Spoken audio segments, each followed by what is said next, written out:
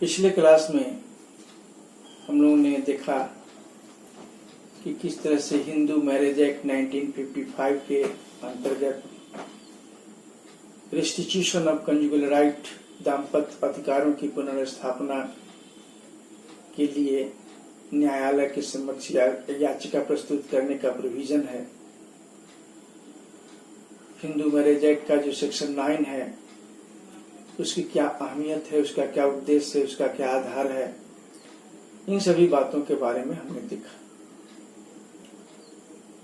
Hindu marriage act 1955 का जो chapter 3 है उसमें 2 ही सेक्शन है, सेक्शन 9 और section 10। Section 9 restitution of conjugal right के बारे में बताता है, दाम्पत्य अधिकारों की पुनर्स्थापना के बारे में बताता है, और सेक्शन 10 जुडिशियल सेपरेशन न्यायिक पृथक्करण के बारे में बताता है। न्यायिक पृथक्करण, तो न्यायिक पृथक्करण को समझने के पहले हमको समझना होगा कि विवाह का लीगल इफेक्ट क्या होता है। वैधता के आधार पर हिंदू विवाह को कितने भागों में विभाजित किया गया है, डिवोर्स क्या होता है, जुडिशियल सेपरेशन क्या होता है, वॉइड मैरिज क्या होता है, वॉइडेबल मैरिज क्या होता है, वैलिड मैरिज क्या होता है। मैरिज के संबंध में ये जो 5 बातें हैं, valid marriage, void marriage, voidable marriage, judicial separation और डिवोर्स, ये काफी अहमियत रखता है किसी हिंदू के जीवन में। ऐसे तो विवाह एक ऐसा संबंध है, विवाह संबंधी एक ऐसा कानून है जो व्यक्ति के हर रिश्तों को वैधानिक बनाता है। अगर विवाह वैध है, अगर मैरिज वैलिड है तो पति पत्नी का संबंध वैध है। अगर पति और पत्नी का संबंध वैध है, वैलिड है, लीगल है, तो पति और पत्नी दोनों को एक दूसरे के प्रति लीगल राइट है, एक दूसरे के प्रति लीगल रिस्पॉन्सिबिलिटीज है, लीगल ड्यूटीज है। किसी पक्षकार की मृत्यु के बाद अगर पति की मृत्यु होती है या पत्नी की मृत्यु होती है, उसकी संपत्ति पर उत्तराधिकार का अधिकार है, राइट टू सक्सेशन है, राइट टू मेंटेनेंस है। बहुत सारी बातें हैं जो विवाह की वैधता पर आधारित है। इसलिए संबंधों के बुनियाद में विवाह संबंध ही आता है। सारे संबंध वहीं से उत्पन्न होते हैं, वो पुत्र का हो, पुत्री का हो, भाई का हो, बहन का हो, पिता का हो, माँ का हो, ये सारे संबंध विवाह संबंधी वैधानिक संबंधों से ही सृजित हुआ करते हैं। तो वैधता के आधार पर विवाह को हम 3 श्रेणियों में बांटते हैं। एक, वो विवाह जो नियम के अनुसार होता है, जिसे वैध कहते हैं, जो वैलिड मैरिज कहलाता है। वैलिड मैरिज के ग्राउंड्स को, वैध विवाह के आधारों को हमने हिंदू मैरिज एक्ट 1955 के चैप्टर 2 के सेक्शन 5 में देखा, सेक्शन 7 में देखा, सारी बातों को हमने देखा। तो सेक्शन 5 में जो आधार हैं, सेक्शन 7 में जो बातें हैं, वो हिंदू विवाह के वैधानिकता के संबंध में, वैधता के संबंध में बातें, नियम। लेकिन हिंदू मैरिज एक्ट 1955 का जो चैप्टर 4 है, हमने कहा कि चैप्टर 3 में 2 ही सेक्शन है, सेक्शन 9 और सेक्शन 10, जो रेस्टिट्यूशन ऑफ कंजुगल राइट के बारे में, जो जुडिशियल सेपरेशन के बारे में, 2 ही सेक्शन है। जुडिशियल सेपरेशन हम देखेंगे, उसके पहले इसको समझने के लिए पहले देखते हैं कि valid marriage, void marriage, voidable marriage क्या होता है, और फिर डिवोर्स के संदर्भ में जब हम सेक्शन 13 पढ़ेंगे, ग्राउंड्स ऑफ डिवोर्स पढ़ेंगे, वहां पर हमें जुडिशियल सेपरेशन के बारे में जानने की जरूरत होगी। और वहां हम डिवोर्स और जुडिशियल सेपरेशन के जो कंपैरेटिव स्टडी करेंगे, दोनों के ग्राउंड्स के बारे में, दोनों के डिफरेंसेस के बारे में जब देखेंगे तो वहां पर स्पष्ट होगा, क्लियर होगा। उसके पहले हम लोग हिंदू मैरिज एक्ट 1955 के चैप्टर 4 के सेक्शन 11 को देखते हैं। तो इस तरह हम देखते हैं कि हिंदू मैरिज एक्ट 1955 का जो चैप्टर 4 है, 4th चैप्टर, उसमें टोटल सेक्शन है 8, यानी सेक्शन 11 से लेकर सेक्शन 18 तक चैप्टर 4 में मेंशन है। और चैप्टर 4 का जो सेक्शन 11 है वो वॉइड मैरिज के बारे में बताता है, शून्य विवाह के बारे में बताता है। शून्य विवाह का मतलब होता क्या है, वॉइड मैरिज का अर्थ क्या है। कानून के अंतर्गत वॉइड मैरिज हम उस मैरिज को कहते हैं जिसे मैरिज माना ही नहीं जाता है। कानून उस विवाह को विवाह मानता ही नहीं, वो निष्प्रभावी होते हैं। वो संबंध कोई लीगल राइट्स नहीं होते हैं, कोई लीगल ड्यूटीज नहीं होते हैं, वो निष्प्रभावी संबंध होते हैं। विवाह की संज्ञा उसे नहीं दी जा सकती है। यानी हिंदू मैरिज एक्ट 1955 के सेक्शन 11 के अंतर्गत शून्य विवाह उस विवाह को कहते हैं जिसे कानून विवाह नहीं मानती है, विवाह की संज्ञा नहीं देती है, कोई वैवाहिक अधिकार या दायित्व उस विवाह से उत्पन्न नहीं होता है। शून्य विवाह शुरू से और अंत तक शून्य होता है। शून्य विवाह के अंतर्गत किसी भी पक्षकार को, पति हो या पत्नी हो, एक दूसरे के प्रति कोई अधिकार नहीं होता है। न भरण पोषण का अधिकार होता है, न उत्तराधिकार का अधिकार होता है, कोई अधिकार नहीं होते। वॉइड मैरिज अगर कोई है तो व्यक्ति दूसरा विवाह कर सकता है। अगर पहला मैरिज वॉइड है तो व्यक्ति दूसरा विवाह कर सकता है। दूसरा विवाह वॉइड मैरिज के बाद किया हुआ दूसरा विवाह सेक्शन 5(1) का मोनोगेमी का वायलेशन नहीं माना जाएगा। अगर वॉइड मैरिज से कोई संतान उत्पन्न होता है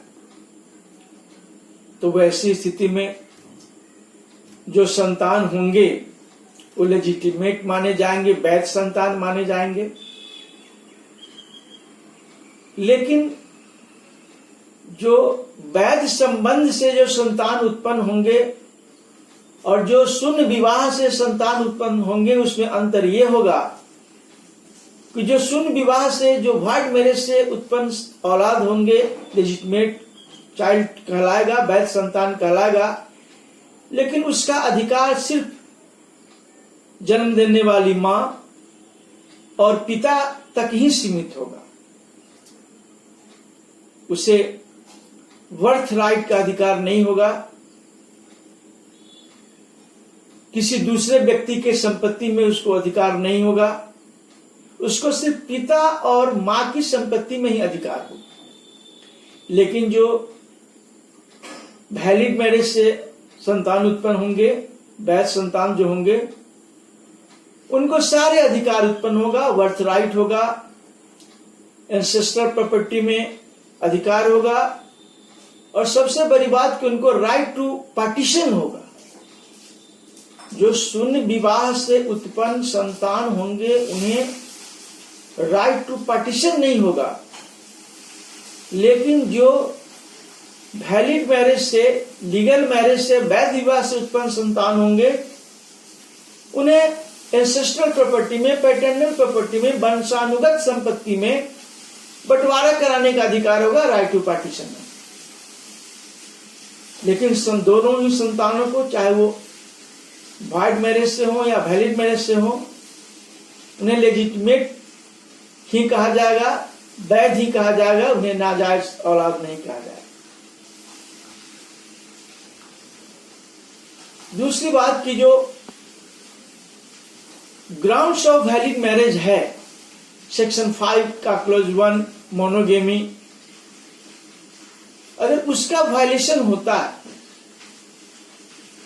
तो उसके वायलेशन पर जो विवाह होंगे वो वॉइड होंगे। जैसे अगर विवाह के समय किसी भी पक्षकार का अगर पति है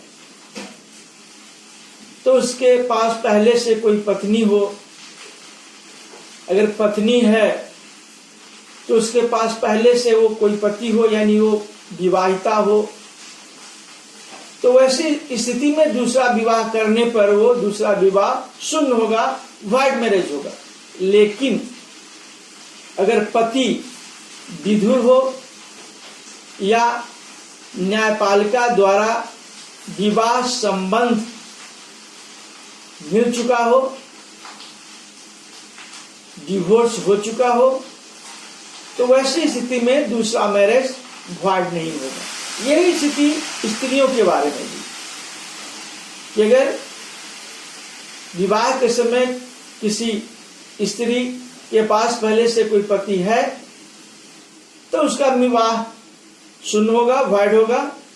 लेकिन अगर वो विधवा है या तलाकशुदा है तो उसका दूसरा विवाह वॉइड नहीं होगा, शून्य नहीं होगा, निष्प्रभावी नहीं होगा, वो वैध माना जाएगा। तो हम देखते हैं कि हिंदू मैरिज एक्ट 1955 का जो सेक्शन 5 क्लॉज 1 है मोनोगेमी, उसके वायलेशन में जो मैरिज होगा वो वॉइड होगा।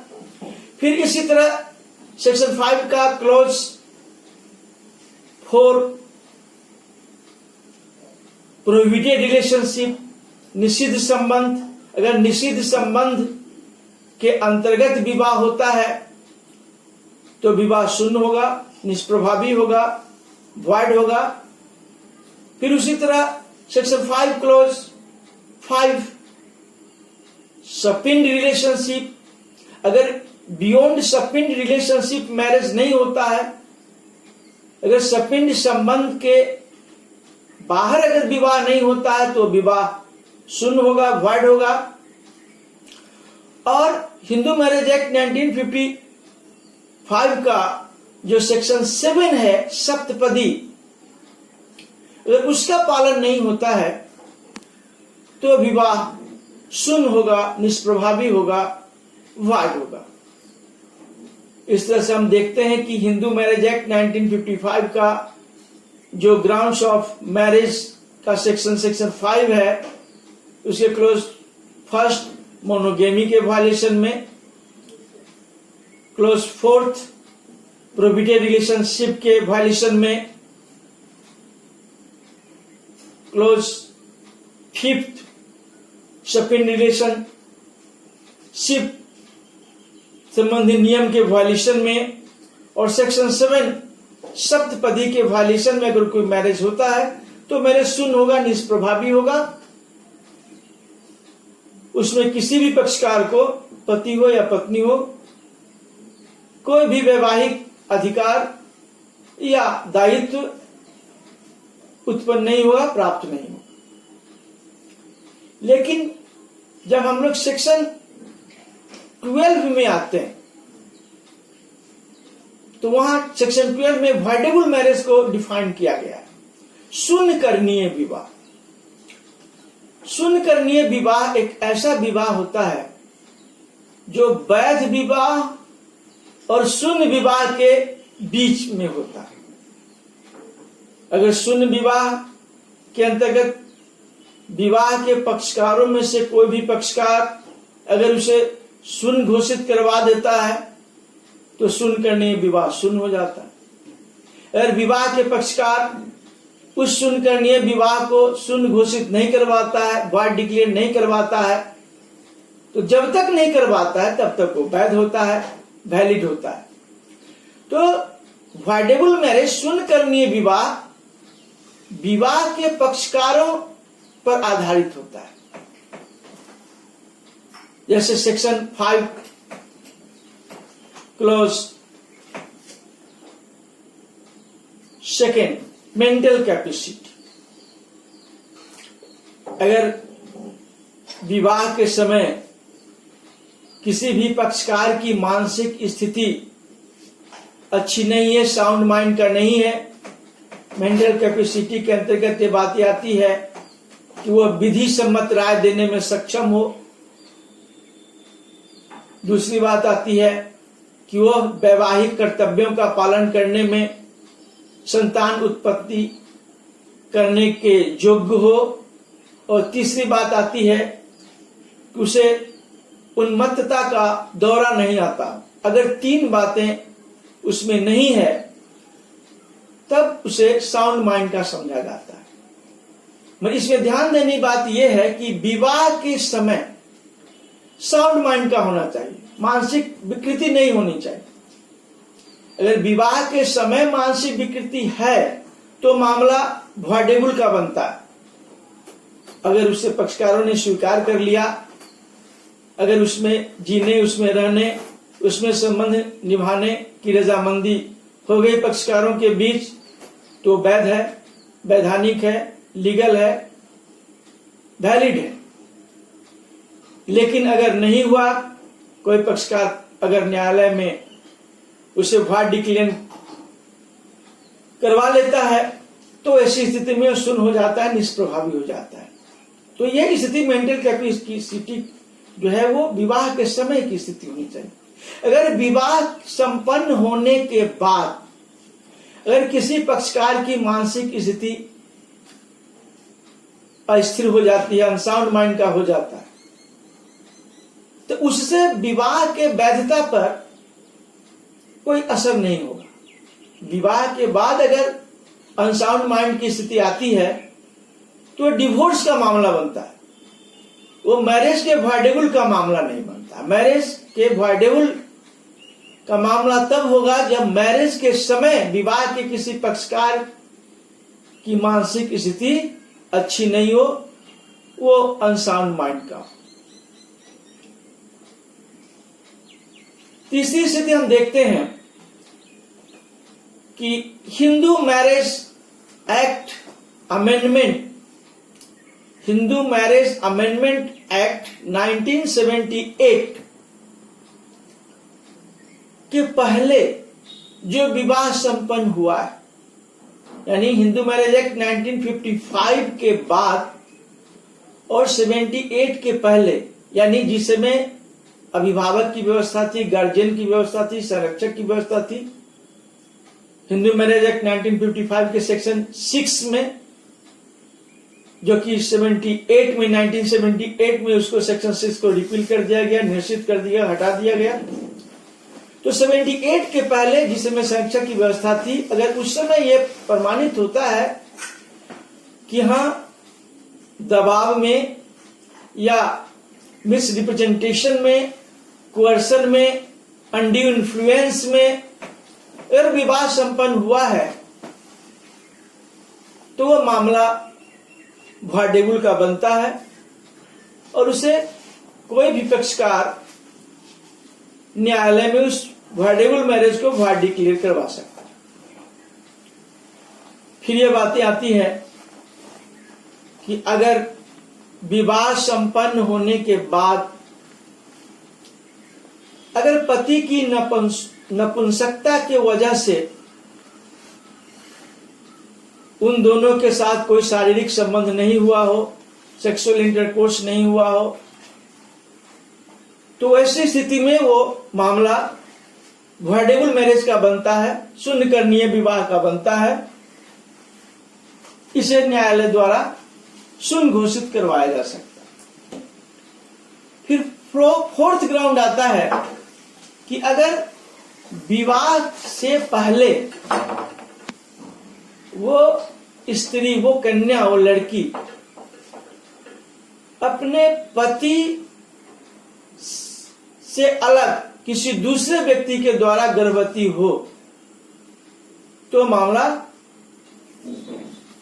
वॉइडेबल का बनता है और उस ग्राउंड पर, उस आधार पर उस मैरिज को वॉइड डिक्लेयर करवा सकता है। तो इस तरह हम देखते हैं कि वॉइडेबल मैरिज में 1978 के यानी गार्जियन के द्वारा, संरक्षक के द्वारा संपन्न विवाह के संदर्भ में मानसिक अस्वस्थता के संदर्भ में, पति के नपुंसकता के संदर्भ में, और विवाह के पहले पत्नी का पति के अतिरिक्त किसी दूसरे के द्वारा गर्भवती हो जाने के संदर्भ में वो विवाह शून्य करणीय माना जाता है, वॉइडेबल माना जाता है, उसे वॉइड डिक्लेयर करवा सकता है। ये तो ग्राउंड्स ऑफ वॉइडेबल मैरिज की बातें हुई। वॉइडेबल मैरिज का लीगल इफेक्ट क्या होता है? अगर वॉइडेबल मैरिज को न्यायालय के द्वारा वॉइड डिक्लेयर नहीं करवाया जाए तो फिर वॉइड मैरिज और वॉइडेबल मैरिज में अंतर क्या होता है? पहला तो अंतर यह होता है कि वॉइड मैरिज शुरू से ही विवाह नहीं माना जाता है, कानून के अंतर्गत शून्य विवाह को विवाह नहीं माना जाता है, जबकि शून्यकरणीय विवाह को, वॉइडेबल मैरिज को कानून के अंतर्गत विवाह माना जाता है। तब तक विवाह माना जाता है जब तक कि उसे वॉइडेबल को वॉइड डिक्लेयर नहीं करवाया जाता, और जब तक वॉइड डिक्लेयर नहीं करवाया जाता है तब तक वॉइडेबल मैरिज को वैलिड मैरिज ही माना जाता है कानून के अंतर्गत। दूसरा अंतर यह होता है कि वॉइड मैरिज से विवाह के पक्षकारों को एक दूसरे के प्रति कोई भी कानूनी अधिकार नहीं होता है, कोई भी कानूनी कर्तव्य नहीं होता है। दाम्पत्य अधिकार या दाम्पत्य कर्तव्य उनके पास निहित नहीं होते हैं, उसके लिए वो न्यायालय नहीं जा सकते। रेस्टिट्यूशन ऑफ कंजुगल राइट के लिए सेक्शन 9 के अंतर्गत वो आवेदन नहीं दे सकते हैं। जबकि शून्यकरणीय विवाह में, वॉइडेबल मैरिज में, जब तक वॉइडेबल मैरिज वॉइड डिक्लेयर नहीं होता है तब तक विवाह के दोनों पक्षकारों को दाम्पत्य अधिकार और दाम्पत्य कर्तव्य बने होते हैं। दोनों को एक दूसरे के प्रति कानूनी अधिकार होता है, कानूनी कर्तव्य होता है, भरण पोषण की बातें होती है, उत्तराधिकार की बातें होती हैं, सारी बातें। तीसरा अंतर यह है कि वॉइड मैरिज के बाद, अगर कोई मैरिज वॉइड है तो उसके बाद पक्षकारों में से कोई भी पक्षकार दूसरा विवाह कर सकता है या कर सकती है, क्योंकि पहला विवाह को कानून विवाह मानता ही नहीं है, वो निष्प्रभावी होता है, विवाह होता ही नहीं है। इसलिए दूसरा विवाह को ही विवाह माना जाता है, इसलिए वो मोनोगेमी का वायलेशन के अंतर्गत नहीं आता है। जबकि वॉइडेबल मैरिज के अंतर्गत जब तक वो वॉइडेबल मैरिज वॉइडेबल है, कोई भी पक्षकार दूसरा विवाह नहीं कर सकता, क्योंकि वॉइडेबल मैरिज को तब तक वैलिड मैरिज माना जाता है जब तक इसको वॉइड डिक्लेयर नहीं करवाया जाता। इसलिए वॉइडेबल मैरिज के बाद कोई भी पक्षकार अगर दूसरा विवाह करता है तो मोनोगेमी के वायलेशन के अंतर्गत आता है। वॉइड मैरिज में अगर दूसरा विवाह होता है तो उसे हिंदू मैरिज एक्ट 1955 के सेक्शन 17 के अंतर्गत और इंडियन पेनल कोड के सेक्शन 494 और 495 के अंतर्गत नहीं रखा जा सकता है। उसके अंतर्गत, उसके सीमा में, उसके क्षेत्राधिकार में वो नहीं आता है। लेकिन वॉइडेबल मैरिज के बाद अगर दूसरा विवाह किया जाता है तो वो दूसरा विवाह करने वाला पक्षकार सेक्शन 17 के अंतर्गत और इंडियन पेनल कोड के सेक्शन 494 और 495 के अंतर्गत दंडनीय होता है, उसके क्षेत्राधिकार के अंतर्गत आता है, वो धारा उस पर लागू होती है। इस तरह हमने देखा कि शून्य विवाह और शून्यकरणीय विवाह के अंतरों को हमने देखा। एक अंतर और महत्वपूर्ण है कि शून्यकरणीय विवाह को सिर्फ विवाह के पक्षकार ही शून्य घोषित करवा सकते हैं। वॉइडेबल मैरिज को कोई थर्ड पार्टी चैलेंज नहीं कर सकता। विवाह के पक्षकार में से ही कोई पक्षकार उसे चैलेंज कर सकता है, न्यायालय जा सकता है, उसको वॉइड डिक्लेयर करवा सकता है। थर्ड पार्टी को उसमें कोई लीगल राइट नहीं होता है। लेकिन जो वॉइड मैरिज होते हैं, जो शून्य विवाह होते हैं, उसमें थर्ड पार्टी भी, कोई तीसरा पक्षकार भी जिसका सिविल राइट प्रभावित हो रहा हो, दीवानी अधिकार उससे बाधित हो रहा हो, वो न्यायालय जा सकता है, उसे चैलेंज कर सकता है। तो वॉइड मैरिज को कोई थर्ड पार्टी, तीसरा पक्षकार भी बाद के अंतर्गत, न्यायालय के जुरिडिक्शन के अंतर्गत ला सकता है। लेकिन वॉइडेबल मैरिज को सिर्फ विवाह के पक्षकार ही उसे वॉइड डिक्लेयर करवा सकते हैं, और जब तक वॉइड डिक्लेयर नहीं होता तब तक वॉइडेबल मैरिज वैलिड मैरिज माना जाता है। ये सबसे बड़ी बात है दोनों में, जो बेसिक डिफरेंसेस है दोनों में, वॉइड मैरिज और वॉइडेबल मैरिज में, वो ये है कि वॉइडेबल मैरिज तब तक वैलिड मैरिज है जब तक ये वॉइड डिक्लेयर नहीं होता, और वॉइड मैरिज वैलिड मैरिज है ही नहीं। वॉइड मैरिज को कानून मैरिज मानता ही नहीं है। वॉइड मैरिज में कोई लीगल राइट और कोई लीगल ड्यूटीज, कोई कंजुगल राइट, कंजुगल रिस्पॉन्सिबिलिटी उत्पन्न होता ही नहीं। अब हम अगले क्लास में देखेंगे इन्हीं के संदर्भ में कि जब वैलिड मैरिज हो जाते हैं, जब मैरिज वैलिड होते हैं, और उसके बाद जब दोनों के संबंध में बिखराव की स्थिति आती है, जब डिसोल्यूशन ऑफ मैरिज की बात आती है, जब विवाह विच्छेद की बात आती है, तो उसका क्या प्रोविजन है, उसका क्या ग्राउंड है, उसके कौन से सेक्शंस हैं, ये क्या होता है, जुडिशियल सेपरेशन क्या होता है, और डिवोर्स क्या होता है, जुडिशियल सेपरेशन के क्या आधार हैं, और विवाह विच्छेद के क्या आधार हैं। Thank you.